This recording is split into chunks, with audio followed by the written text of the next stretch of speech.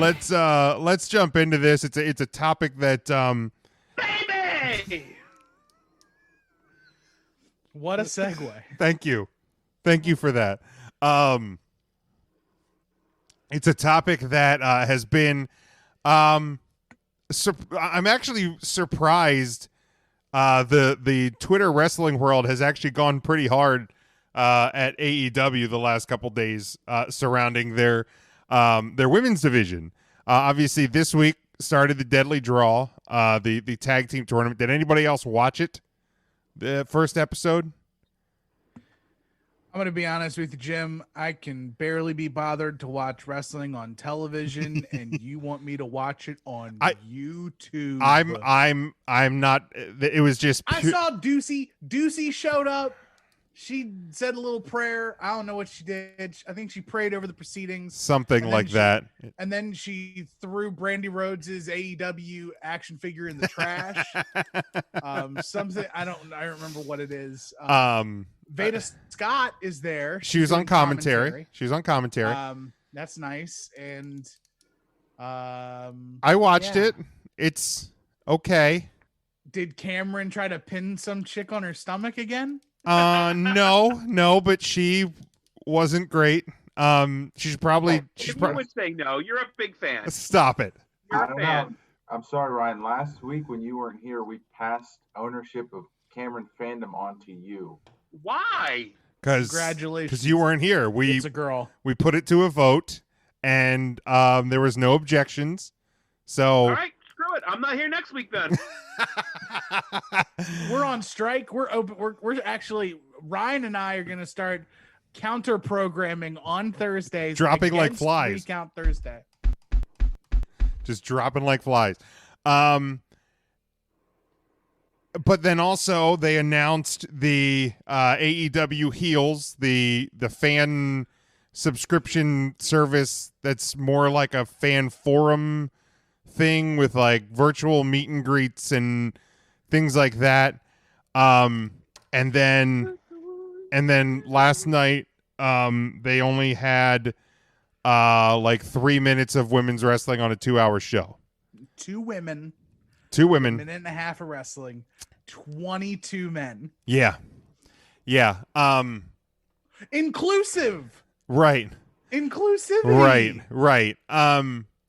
Like, here's the thing. Like the wrestling itself on the Deadly Draw, I'll say this wasn't bad, but the concept with like the drawing the colored chips, the poker chips to put your team together, it's cute. It's cute, but it's just it's awkward, and like the backstage stuff where they're drawing it's very cheesy, and it's not really that well done.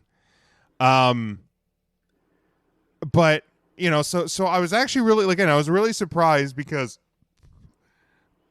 you know, I feel like the thing to do, a lot of people will give a pass to a lot of the things that AEW does. Oh, don't roll your eyes at me, Ryan. Here we go. It is true. No. This isn't just the host soapbox is out again. Yep. Here we go.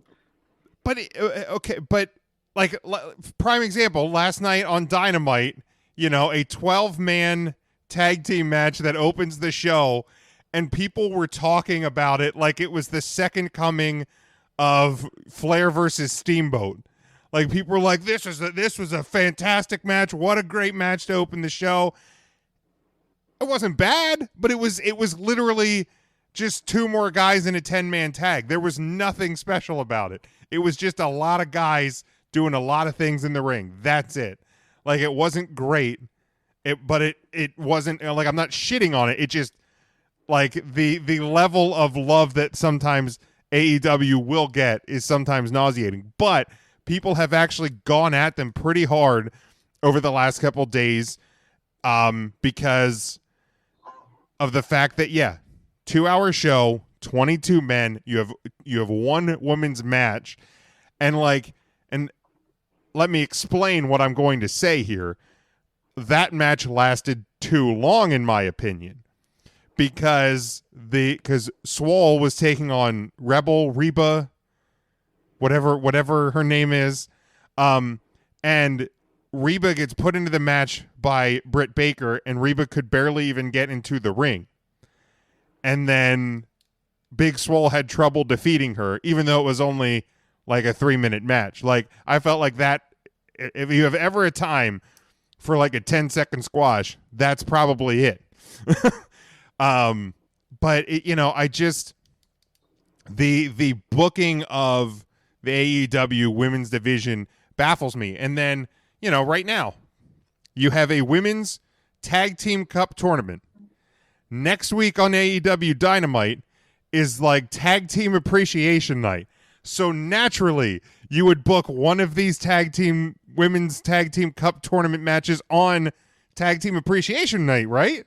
No, well, I'll defend this. The tournament's on YouTube. Putting a match in the tournament not on YouTube is contrary. Now, okay. Here's what I would do. I would do an 8-person tag with 4 of the teams to let people know that these 2 teams are taking on these 2 teams in the next round, in the first round of the Deadly Draw.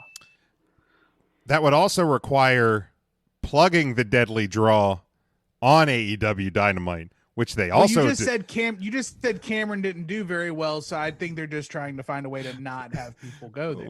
Which they also did not even mention the Deadly Draw on last night's AEW Dynamite. Ryan, did you have something? You looked like you were. No, I mean, I don't know.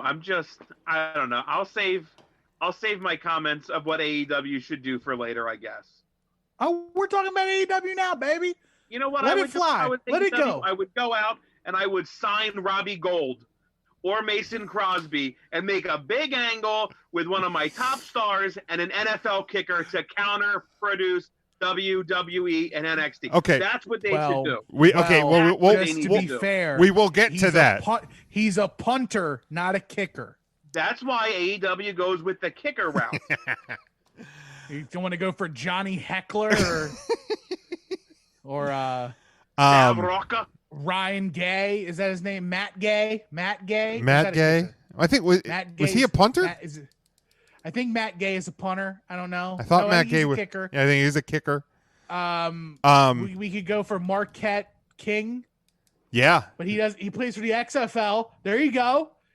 The Rock's there's XFL, baby. Boy, that would get the dirt sheets wouldn't it? Isn't there some brothers? Dustin, isn't there the Colquitts? They could be a tag team. That's what I'll do. I'll bring in the tag team. They'll be in the tag team tournament. We can't have 3 Dustins in AEW. Yeah, man. Come on. That would just get... and Britton Colquitt. It's going to be great. That would get far too confusing. But we will talk about Pat McAfee and Adam Cole. Don't worry. We will definitely get there. I'm not trying to rush anything. That's what I would do. That's fine. That's fine. That's fine. You did nothing wrong. And like I will say this. Like, I'm not like AEW, I know they've been around less than a year. WWE's been around for a very long time. A lot of other companies been around for a very long time. WWE got women's wrestling wrong for a long time. So this isn't just giving a pass to WWE because they're doing it right or at least better now. Okay, but my issue, and this isn't just to the women's division, like AEW, from the jump was, inclusive and different and an alternative and this and that.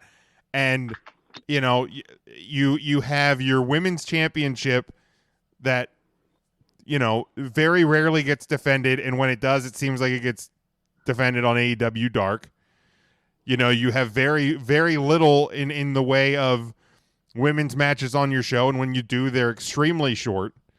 And, and again, the women's tag tournament being on YouTube is fine. Like, I get they don't have a network that, like the WWE does that you can put things like those tournaments on. So the fact that it's on YouTube isn't what bothers me.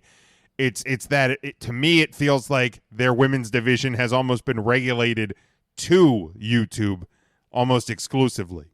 Matt, any thoughts on this?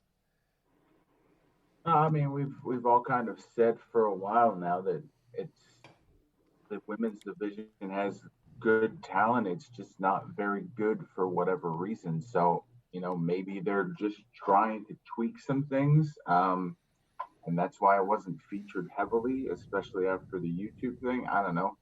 That's the only excuse I could see them having that could make any type of sense, because they do need to do something with it, especially, given Cody's kind of stance from the beginning on the inclusion of the women's wrestling and how important it was going to be. It would be nice to see them finally get it right, given the talent that they have there. So, not a great look, obviously, especially with everything going on in wrestling right now. To just have it not featured at all, I think was just a big mistake, and they rightfully were called out for it. But let's see what they do from here. Yeah, Charlie goes, here's what I would do. Promote the damn tournament. Say what you want about WWE, but they promote their shit. Like, I mean, they'll beat you to death with it, but you're not going to go through it. You're not going to go through a program, even if half of a WWE show and not be aware of things that are going on, if you're watching Raw, you're going to be aware of what's going on NXT. You're going to be aware of what's going on SmackDown. You're going to be aware of things that are on the network. Like they do that better than anybody. Does anybody? Their women's divisions, I mean, I don't know. I just went on their website. They have 19 ladies featured in their women's division, 2 of which haven't wrestled at all in 2020, being Sadie Gibbs and I forget who the other one was. Kong? Emi Sakura. Kong wrestled once. She's 0-1. Chris Statlander's injured. Leva Bates has wrestled once. She's 0-1. Is Riho hurt? Riho, I think, is not there because of travel issues right now because of the pandemic. Japan. Okay. B. Priestley's wrestled once. She's 1-0. Britt Baker's hurt. That's the majority of your women right there. Like, yeah, I mean, B. Priestley. I think B. Priestley's because of the travel restrictions too. I think Yuka Sakazaki then is not there. I mean, same reason. It's unreal. And then you've got there's just nobody else left. Penelope Ford and Nyla Rose. Who? Penelope Ford. Okay. Yep. Penelope Ford, Nyla Rose. Allie's still there, right? Shauna, Mel. Is Sheeta? She is wrestling now. She's the champion. I mean, she's defending frequently. Oh no! She is the champion though. She's Okay, not. gotcha. She's not defending the title regularly, but yeah, she is the champion, and Brandy Rhodes, Awesome Kong, Abaddon, Ali, Anna Jay. That's your division. There's nobody there. Yeah, and I mean they have been Big featuring. Swole, I'm sorry, I missed Big Swole. Yeah, and that was the thing. Like Big Swole, I think they have a great talent in Big Swole, and again, she comes out last night. Reba Rebel had no clue she was going to be wrestling, can barely get in a ring, and Big Swole struggled to beat her. Like, to me, that makes Big Swole look bad. Rebel's not even listed on here. Right. And that's fine. I mean, it's, and I know they've featured different like indie talents lately, which is good. Like, it is nice to see talents get featured that aren't necessarily part of their roster. That is one cool thing that is a bit unique to AEW that you don't get in WWE unless it is enhancement talent, and it's Nia Jax or Braun Strowman squashing them in a match. Let me compare everything I just said to the fact that Ty Dillinger has had 17 matches in 2020. Yeah, and I think that's the problem for me is it's this clear stark contrast of time on your weekly program. Like I was in a group tweet earlier today because they're like, well, WWE has these stars and AEW doesn't because Becky and Sasha and all them are household names, and I'm like, but when Becky and Sasha and Bailey and Alexa Bliss and all, like, they weren't always household names, but they became that because they were featured on your programming. Like, and I looked at the YouTube numbers on AEW Dark for this week. Now I didn't watch Dark. I don't know if there was a women's match or who the women's match was. But earlier today it was like 315,000 or something like that on AEW Dark for this week. This week's Dynamite number was over 900,000. Okay, so to me, the way to make some of the female superstars on your roster, and I'm not saying have the whole show female wrestling, women's wrestling matches. Like, you don't have to go, it's not all or nothing, you don't have to be all in, so to speak. But just feature them. Have more than one women's match. Have a 10-minute women's match instead of a 40-minute Falls Count Anywhere match. Cut 10 minutes off the Bucks and the Butcher and the Candlestick Maker, and then do a 10-minute women's match. Feature your talent a little bit better. That's all to me that would start to improve things. Just feature the talent. Make a couple of superstars household names. That's how you do it. It's not, to me, it's not rocket science. I know I'm not a booker. I know I don't run a company, but I feel like if you would feature more talent on the show that gets almost 1 million viewers, it would probably work out better. Don't sell yourself short, Jim. You were the GM of a company. Well, that's true for one day. And then I'm also a commissioner of another company that if COVID would fuck off, we can actually have some wrestling back here in Lancaster, Pennsylvania. But also, I know a lot of people have taken. They're not too happy with this AEW Heels thing. Do you guys have any thoughts on AEW Heels? I thought they were selling high heels. I know they came out with a line of like sneakers. So like Dark Order had a sneaker, Moxley had a sneaker. I thought these were just women's shoes that they were selling with like Brandy Rhodes's like logo on the side of it. So I had no clue what it was, and I was wrong. Okay. Tim, Matt, any thoughts? I do. It feels like a money grab. Yeah. Like you want your female fans to pay for this exclusive fandom. It's like a souped up Patreon. Yeah, kind of. Yeah. And like, obviously I don't have an issue with patreon.com/3CountThursday. $2 a month, guys. But it just, I don't know. It does. It feels kind of money grabbish to me. And I feel like the price too feels awful high. Like $50. It's $50 a month, I believe. For what? Oh, sorry, $50 a year. Members receive. Go ahead, Matt. I was just gonna say, even still, $50 a year is still kind of steep for like. What are we getting out of this? All right, so this is from the press release. With an annual paid subscription of $49, members receive access to a variety of features, including virtual meet and greets, video conference discussions with industry experts, exclusive AEW talent Q&A sessions, customized merchandise, special promotions, themed parties, and more. The secure space enables AEW Heels members to connect, learn, and thrive together through shared passions for women wrestling. It's also in the press release it says female wrestling fans can seamlessly access AEW Heels exclusive content and other special benefits, all in a safe environment for engaging in conversation and developing friendships worldwide. And they did give the website, alleliteheels.com is the website. I'll do you one better, AEW women fans.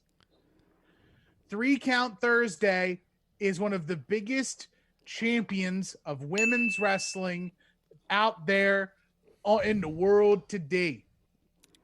Take your $50 a year, cut it in half.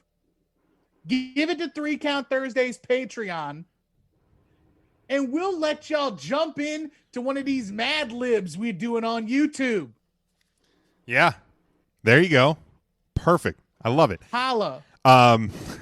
Jason says AEW will have a 1-900 hotline soon. Scotty says sounds like they're desperate for money, which like is weird because like you have a billionaire funding your operation. Like it's, you know, it just I don't totally understand it. You know, I'm not judging anybody. Again, you want to spend your money how you want to spend your money. I've said that, whether, you know, because I see people like, how can people own this many wrestling belts, or how can we, dude, spend your money how you want to spend your money. I'm not judging anybody how they spend their money. But I don't get it. I don't get AEW heels. But if people get good stuff out of it and they enjoy it, more power to you, I guess. But let's talk about the Wednesday Night Wars this week. Because I know obviously there was, yes, Ryan. Sorry, no, I just crunched numbers. I went to the roster page. Thank God AEW does wins and losses. This makes my job so easy to count these up. 3 wrestlers on the men's side has had 22 matches in 2020. Omega, Jungle Boy, Sammy Guevara. Okay. Sabian, Trent, and Chuck Taylor all had 21 matches. So there are 6 male wrestlers with over 20 matches. Okay. Hikaru Shida has had the most women's matches. She has had 20. Wow. So okay. 20 matches, which is more than I had thought. The next closest is Chris Statlander and Nyla Rose with 12. Penelope Ford had 11 matches, and Britt Baker, who's also now injured, had 10. Yeah, so and the numbers don't add up. They don't add up. No, and and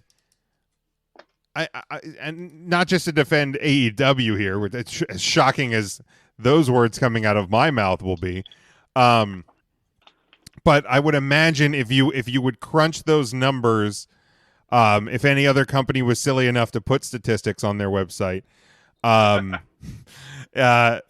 I feel there's the backhanded compliment. There it Come is. on, I couldn't totally just defend them, but I feel like in most cases the number of men with more matches than the number of women is probably across the board, because I mean, even in WWE, which recently has really been carried by the women on Raw and SmackDown, you know, there's still more men's matches than women's matches, I would say.